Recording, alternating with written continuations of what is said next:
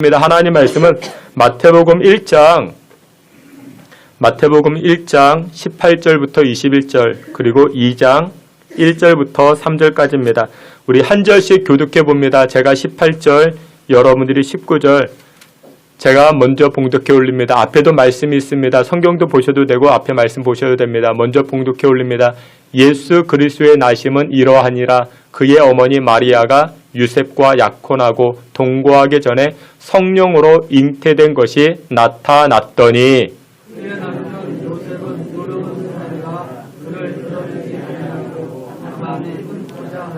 이 일을 생각할 때에 주의 사자가 현몽하여 이르되 다윗의 자손 요셉아 내 아내 마리아 데려오기를 무서워하지 말라.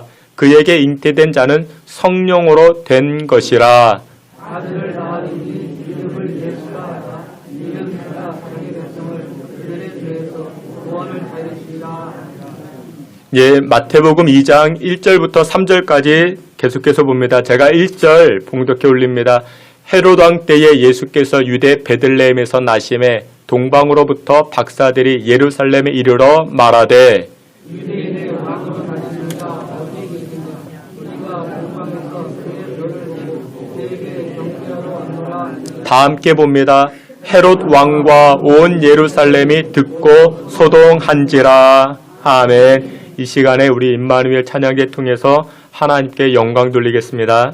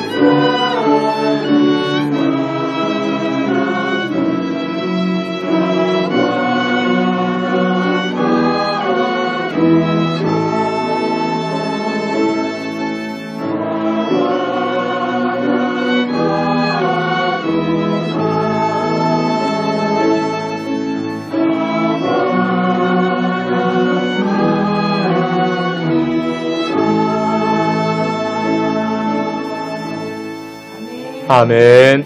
함께 기도합니다. 거룩하시고 자비가 충만하신 하나님, 하나님의 그 큰 사랑을 아기 예수를 통하여 저희들에게 확인시켜 주시고 보여주시니 참으로 감사와 영광을 올립니다.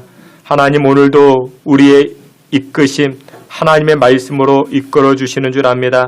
하나님 말씀 앞에 서는 인생들마다 하늘의 위로와 하나님의 지시하심, 하나님의 말씀하심을 깨닫는 저희 모두가 되게 하여 주시옵소서. 예수 그리스도의 이름으로 기도하옵나이다.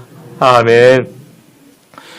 우리 오늘은 마태복음 1장과 2장 말씀을 통해서 하나님의 인도함이라는 제목을 가지고 주님의 은혜 나누고자 합니다. 많은 분들이 그런 말씀들을 하십니다. 성탄 분위기가 예전만 못하다, 그런 말씀들을 합니다. 예전에는 어땠습니까? 거리마다 캐롤송이 들려졌죠. 그 거리마다 울려 퍼지는 그 캐롤과 성탄 트리, 그리고 예전에는 그런 것도 있었습니다. 방송마다 성탄 점등식 같은 것도 있었습니다. 그 행사들을, 그와 같은 행사들을 대대적으로 방송하곤 했는데, 근데 지금은 여러 이유로 인해서 그런 모습들을 찾아보기가 많이 힘들어졌습니다.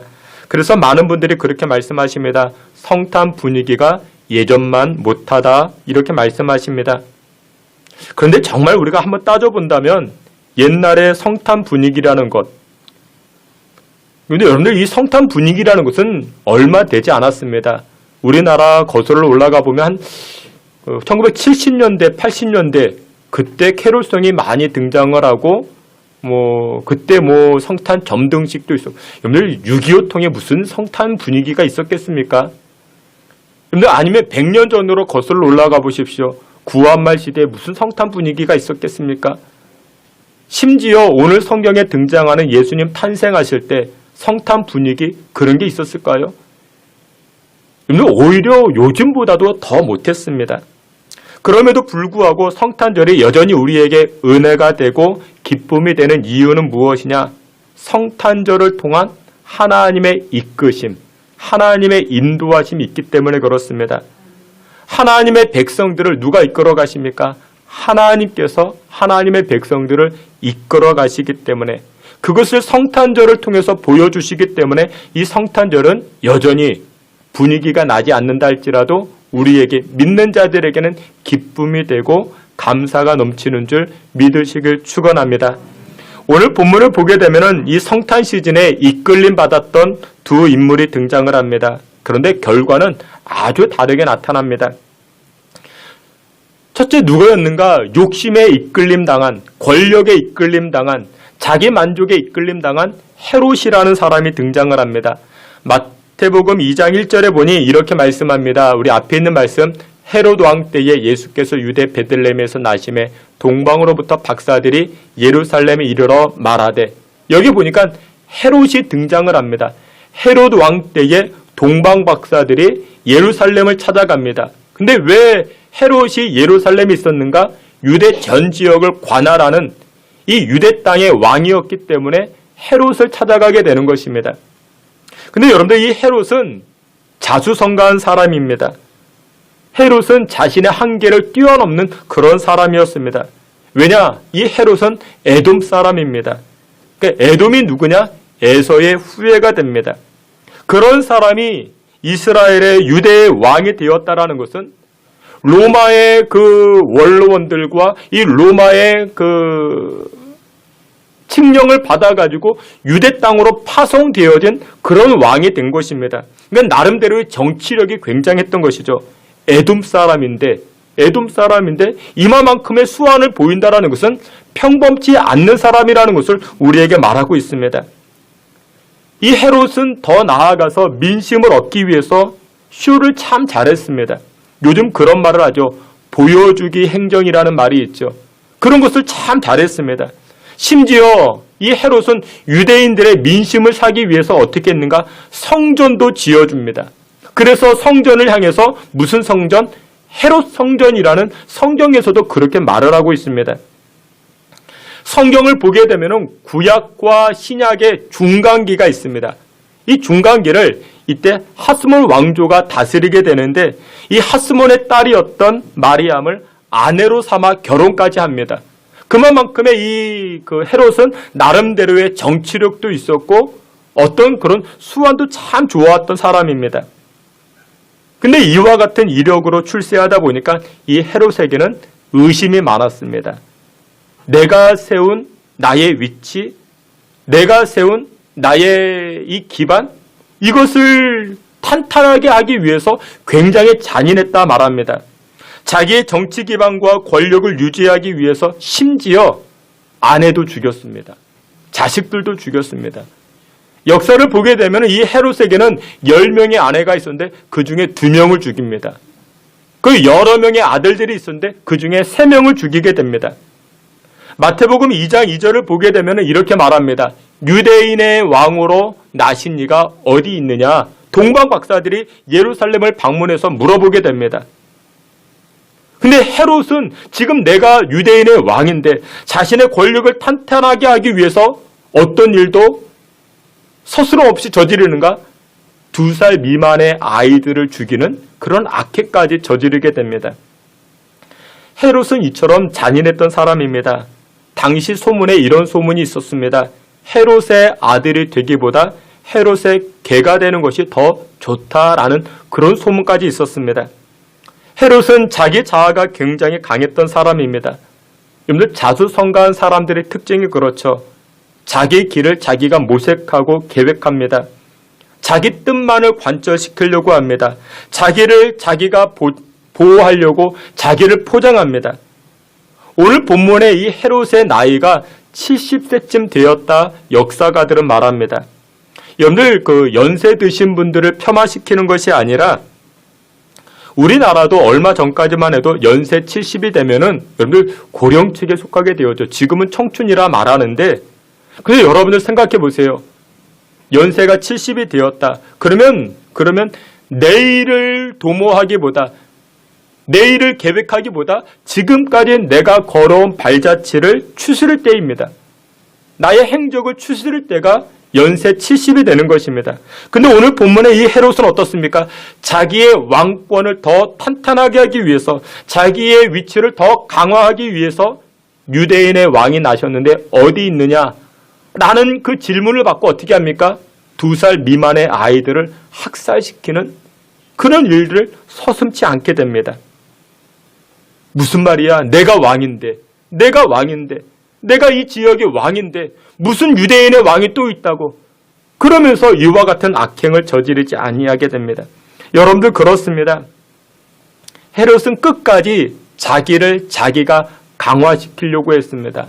자기의 위치를 자기가 만들어 가려고 했습니다. 여러분들 생각해 보세요. 이 헤롯을 이끌고 가는 것이 무엇이었습니까? 자기 만족이었고 자기 역량이었고 자기 권력이었고 자기의 탄탄한 지지 기반 그것이 자기를 이끌어간다 생각했습니다. 또 거기에 이끌려 다녔습니다. 그러다 어떤 일을 벌입니까? 악행을 저지르게 됩니다.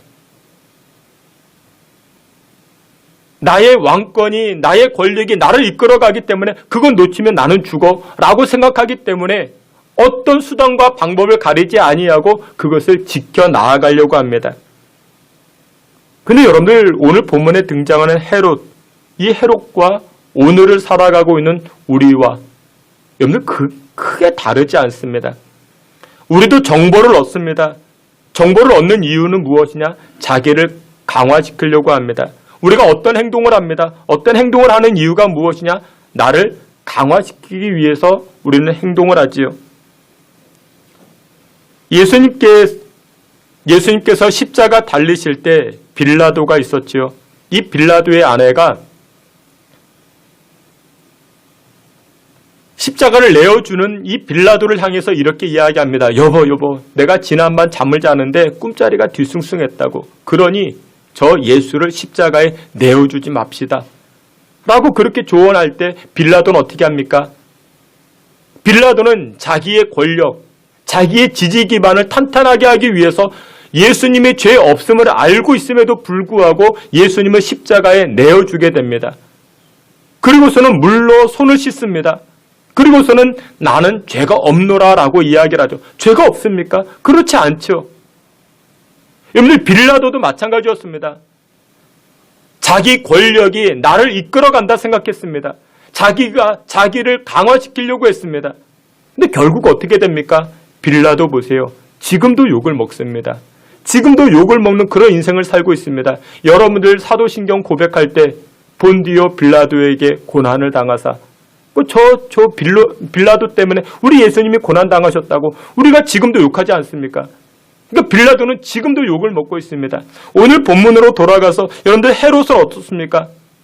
그의 나이 70세가 넘었습니다. 근데 70세가 넘는 어느 날 군인들에게 이렇게 명을 내립니다. 유명한 학자들을 다 잡아오라고. 유대인들에게 유명한 학자들을 다 잡아오라 말합니다. 어떤 누명을 씌워서든지 죄를 뒤집어 씌워서 잡아오라. 그리고 감옥에 가둬버리게 됩니다. 이유가 무엇이냐? 자기가 죽게 되면은 이 존경받는 학자들도 같이 죽여라. 왜냐?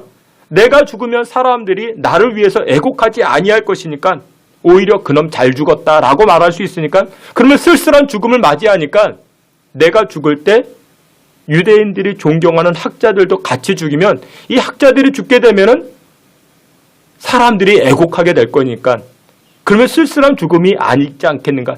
그런데 이 헤롯은 그냥 미친놈이죠. 미쳤습니다. 미쳤으니까 2살 미만의 영아들을 학살하는 그런 일을 서슴지 않게 되죠. 여러분, 헤롯은 철저하게 자기가 강했던 사람입니다. 자기가 자기 길을 계획하고 자기가 자기 것을 이루어가려고 했던 사람입니다. 자수성가한 사람입니다. 나의 치적을 민심을 통해서 얻고자 했던 것입니다. 내가 죽고 나서도 나는 존경받아야 된다. 그렇게 생각했던 사람이 이 헤롯이었습니다. 여러분, 세상에서 가장 무서운 사람이 누구냐면요. 내가 나를 강화시키는 사람입니다. 내가 나를 강화시키는 사람. 그런 사람이 세상에서 가장 무서운 사람이 됩니다. 여러분 지금 역사를 돌이켜보세요. 대부분의 독재자들이 어땠습니까? 내가 나를 강화시키겠다라는 것입니다. 독일에도 그랬죠. 저 북녘 땅에도 그랬죠. 그런 사람들이었습니다. 그러면 어떻게 됩니까? 핍박하기 시작합니다.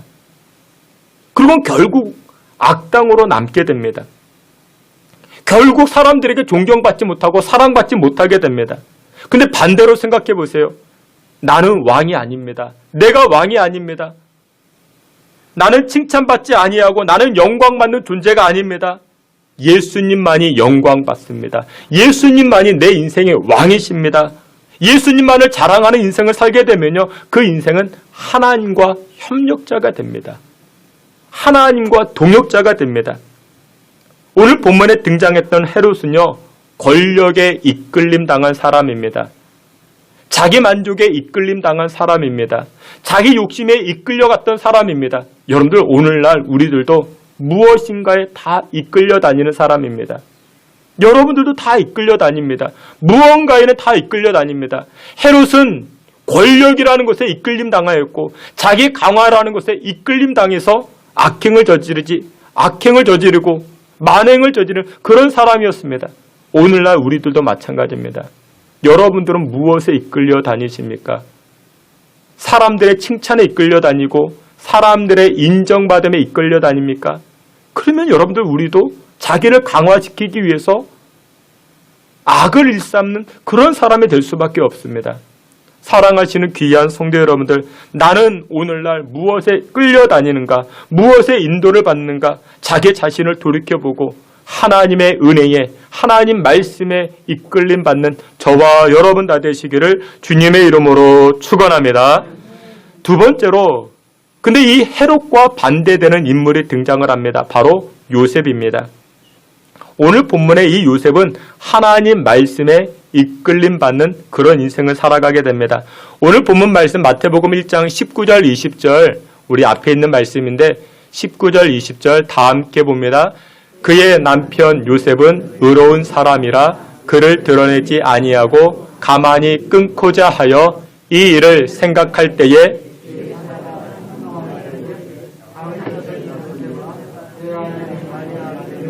무서워하지 말라. 그에게 잉태된 자는 성령으로 된 것이라. 아멘. 오늘 본문에 이제 요셉이 등장합니다. 이 요셉은 예수님의 아버지, 그러니까 마리아의 남편이 되죠. 근데 여러분들 이 요셉의 이야기, 그러니까 예수님 탄생 기사는 오늘 우리가 마태복음을 보았지만 또 어디에도 등장을 하는가? 누가복음에도 등장을 합니다. 근데 예수님의 탄생 기사가 누가복음에 등장을 하는데 누가복음에서의 중심적인 인물은 바로 마리아가 됩니다.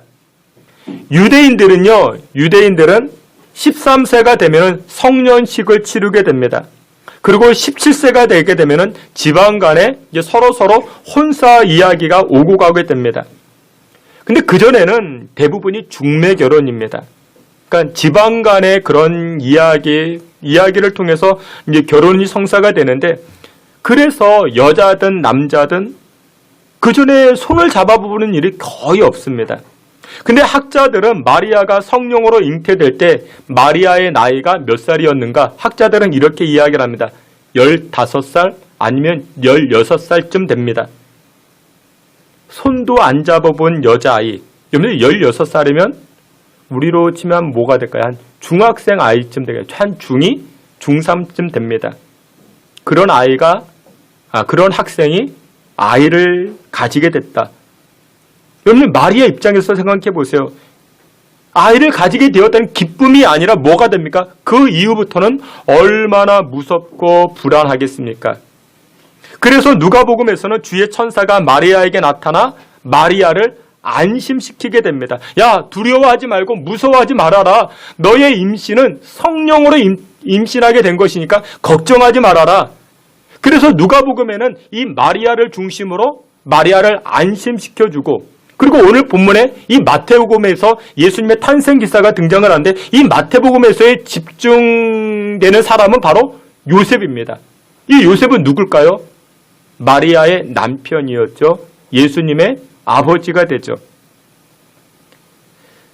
근데 이 마리아는 이때 요셉과 정혼했지만 결혼한 사이는 아닙니다.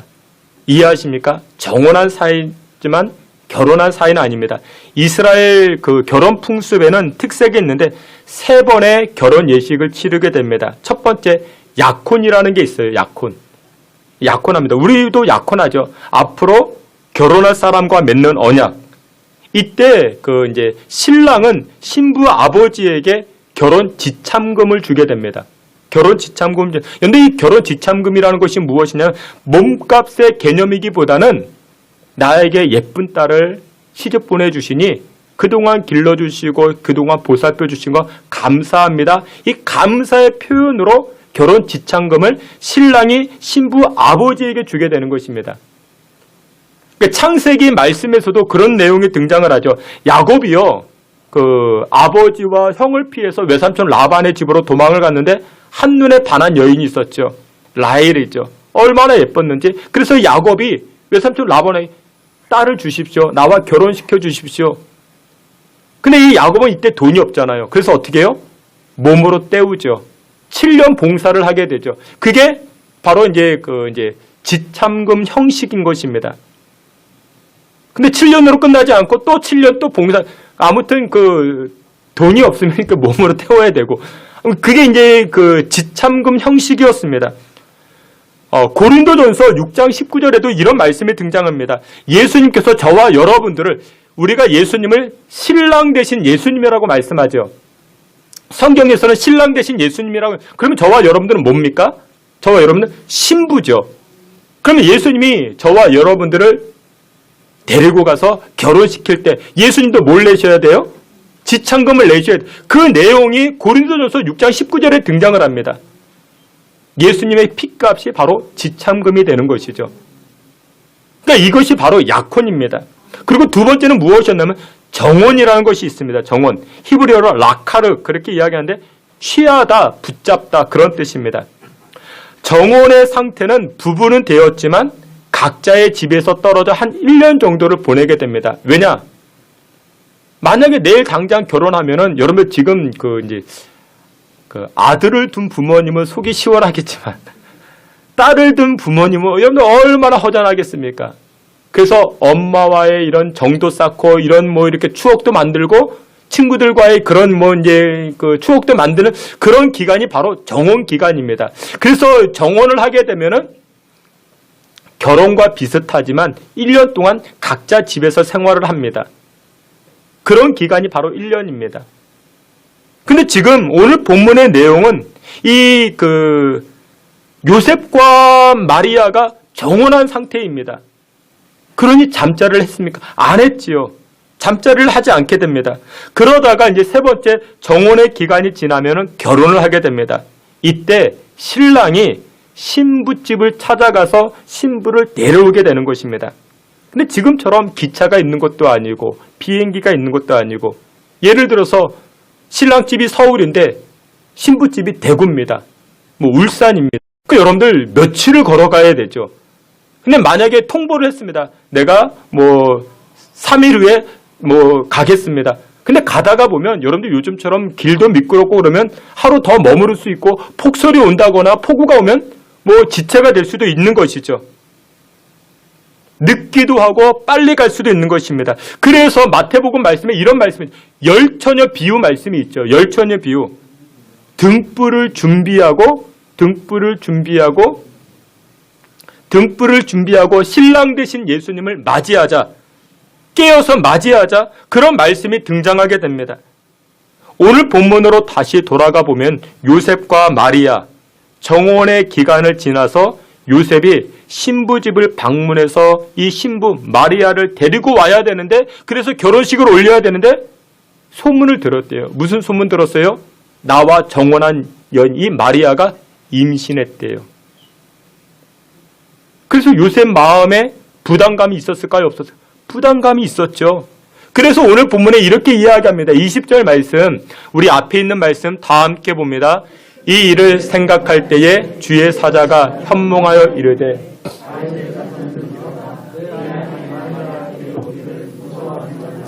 그에게 잉태된 자는 성령으로 된 것이라. 아멘. 지금 주의 천사가 요셉에게 나타나서 뭐라고 이야기합니까? 마리아 데려오기를 걱정하지 마, 무서워하지 마, 염려하지 마. 성령으로 마리아가 잉태된 것이니까 부정한 여인이 아니야. 이렇게 주의 천사가 일러주고 있는 것입니다. 요셉이 정혼 상태가 끝나서 마리아를 데리고 와서 결혼식을 올려야 되는데 소문을 들었어요. 나와 결혼하기로 약속한 여인이 임신했다더라. 근데 이 임신한 여인을 내가 데리고 와야 되는가? 데려오지 않으려고 요셉이 마음을 먹었습니다. 그래서 주의 천사가 요셉의 마음을 알아차리고, 야, 걱정하지 마, 염려하지 마. 그래서 이 말씀이 등장한 것입니다. 요셉은 자기와 정혼한 마리아가 임신했다는 소식을 듣고서 어땠을까요? 생각해 보세요. 나름대로 배신감이 있지 않았겠습니까? 나 말고 다른 남자가 생겼는가? 더 멋진 남자를 만나고 있었나? 그래서 이 요셉은 이 여인, 이 마리아와의 인연을 끊고자 했던 것입니다. 근데 그때 주의 천사가 나타나서, 아니야. 마리아의 잘못도 아니야. 너의 문제도 아니야. 마리아는 그런 여자가 아니야. 그래서 그 여자 가서 데리고 와. 그 여자는 부정으로 임신한 것이 아니야. 그래서 주의 천사가 요셉에게 나타나서 지금 일러주고 있는 내용인 것입니다. 요셉의 지금 감정 상태가 어땠을까요? 마리아가 임신했다는 소식을 듣고 배신감, 당혹감, 의심, 황당함, 여러 마음 느꼈지 않았겠습니까? 근데 이스라엘 사람들에게 여자가 부정을 저지르면 둘 중에 하나를 해야 됩니다. 첫 번째, 이혼 증서를 써주어서 이혼을 한다든지, 아니면 두 번째, 돌로 쳐 죽여야 됩니다. 여러분 무엇을 할까요? 이스라엘 남성들 같으면 이혼 증서, 여러분들 이혼 증서를 써주는 것은 굉장히 복잡했습니다. 이스라엘 원로들을 찾아다니면서 다 공증을 받아야 되고, 그리고 굉장히 복잡했어요. 지금처럼 여러분들 남자들이 여러분들 이렇게 젠틀한 줄 아십니까? 여자가 부정을 저지르면 대부분이 돌로 쳐 죽이게 됩니다.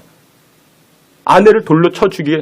사람들이 알까 모를까요? 동네 사람들이 알까요 모를까요? 다 알지요. 다 압니다.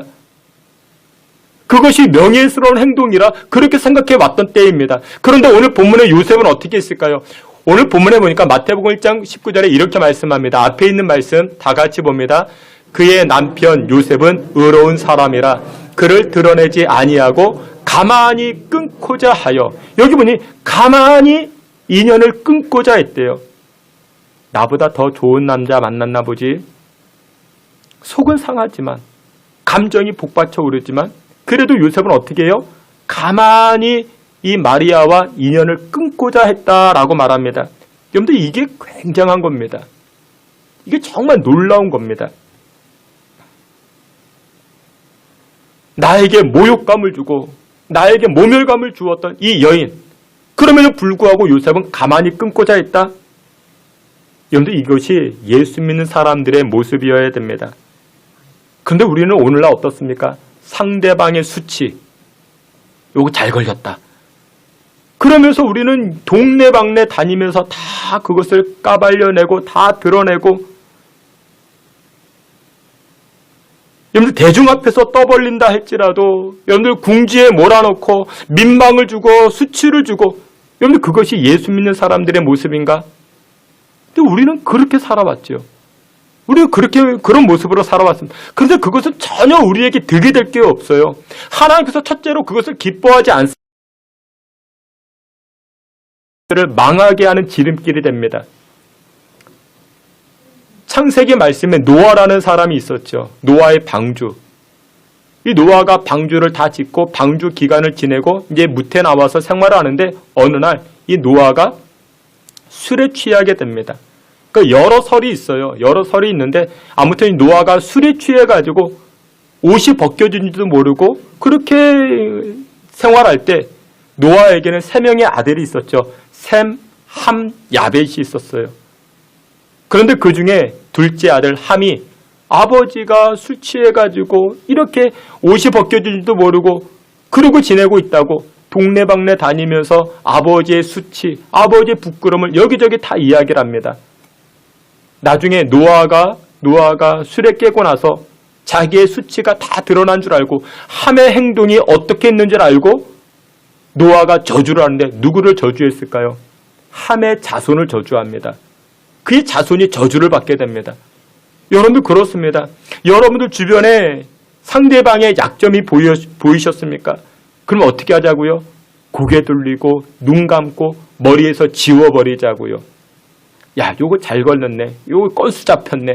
그러면서 여기저기 전화하고 여기저기 여러분 세상 말로 뭐 까발린다고. 여러분들 그거 해봤자 여러분들 존경할 사람 아무도 없습니다. 여러분들 괜찮게 생각하는 사람 아무도 없습니다. 그런데 오히려 감싸주고 덮어주고 그러면 존경받습니다. 우리 교회 권사님 가운데 그런 권사님이 계십니다. 제가 개인적으로 참 좋아하는 권사님입니다. 한 번도 제가 좋아합니다 라고 말씀은 안 드렸지만 제가 이제서야 커밍아웃 하지만 그 권사님 제가 참 좋아합니다. 근데 그 권사님은 항상 덮어주십니다. 항상 문제가 있어도 그것을 감춰주십니다. 에이, 그럴 수도 있지. 그렇게 말씀해 주십니다. 그래서 그분을 대할 때마다 항상 푸근합니다. 마음도 푸근하지만 풍채도 푸근하시고 아무튼 그렇게 좋습니다. 그리고 나서 이 요셉은 20절에 이렇게 이야기합니다. 20절 말씀 우리 다 같이 봅니다. 앞에 있는 말씀 다 함께 봅니다. 현몽하여 이르되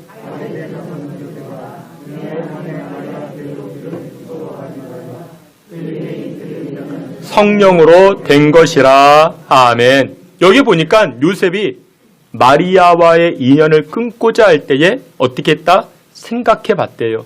이 일을 하려고 할 때 생각해 보았대요. 왜 생각했을까요? 나의 결정, 나의 판단이 옳은 것인가? 내가 잘하는 결정인가?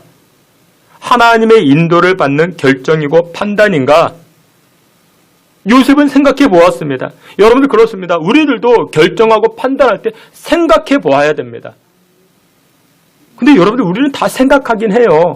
그렇죠? 생각 안 하고 판단하고 결정하는 사람 누가 있겠습니까? 우리는 다 생각하고 고민하고 판단하고 결정합니다. 그런데 생각할 때 누구 입장에서 생각하십니까? 우리는 대부분이 내 입장에서 생각해요. 내 입장에서 고민해 봅니다. 내 입장에서 그게 망하는 것입니다. 오늘 본문의 요셉은요, 이 여인과 인연을 끊고자 할 때에 누구 입장에서? 하나님의 입장에서 생각해 봅니다. 내 입장이 아니라, 내 형편이 아니라 하나님 입장에서 생각해 봅니다. 그렇기 때문에 이 요셉은 하나님의 이끌리심, 하나님의 인도함을 받기 시작합니다. 그러자 어떤 역사가 일어납니까? 주님의 기적을 체험하는, 하나님의 기적을 체험하는 그 역사를 이 요셉이 누리기 시작합니다. 여러분들 생각해 보세요. 여러분들이 요셉이라 생각해 보세요. 인생에 있어서 중차대한 문제를 결정해야 됩니다. 이 여자랑 계속 같이 살아야 되는가? 이 여자와 한 가정을 이룰 수 있을까? 중요한 판단의 시간이고 결정의 시간입니다.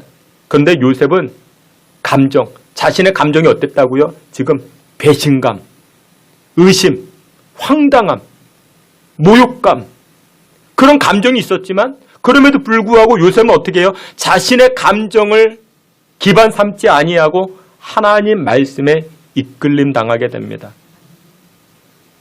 조금 전에 헤롯은 어땠다고요? 조금 전에 헤롯은 자기를 자기가 강화시키기 위해서, 자기의 권력을 탄탄하게 하기 위해서 헤롯은 그것에 이끌림 받았지만 요셉은 자기 감정, 자기의 속마음, 그것에 이끌림 받지 아니하고 하나님 말씀에 이끌림 받게 됩니다. 그 결과 어떻게 됐을까요? 놀라운 역사가 일어나게 됩니다. 놀라운 기적이 나타나게 됩니다. 이 요셉과 그리고 동방 박사들이 하나님 말씀에 이끌림 받으니까 무엇을 체험합니까? 영광을 체험합니다. 아기 예수님이 태어났어요. 그 태어난 자리에 영광이 가득하죠. 하늘의 별이 빛을 비추고 그 영광의 자리에서 영광의 기쁨을 누리고 영광의 은혜를 누리기 시작합니다. 말씀의 결론을 맺도록 하겠습니다. 사랑하시는 귀한 성도 여러분들, 우리는 무엇인가에 다 이끌림 받고 있습니다. 세상의 쾌락이라는 것에 이끌림 받아 사는 사람도 있고, 자기 권력을 탄탄하게 하기 위해서 권력에 이끌림 받기도 하고, 자기 자랑, 자기 인정에 이끌림 받아 살아가는 사람들도 많이 있습니다. 결국 다 무너집니다. 그러나 하나님 말씀에, 하나님의 이끄심에 인도함 받는 사람들은 어떻습니까? 자기 감정을 내려놓고 말씀에 이끌림 받게 되면요, 영광을 체험합니다. 아기 예수의 임재라는 영광을 체험하고 아기 예수님을 함께 보는 그 영광을 체험하기 시작합니다. 주께서 사랑하시는 귀한 성도 여러분들, 이 땅을 살아가실 때 성탄이 주는 메시지가 이것입니다.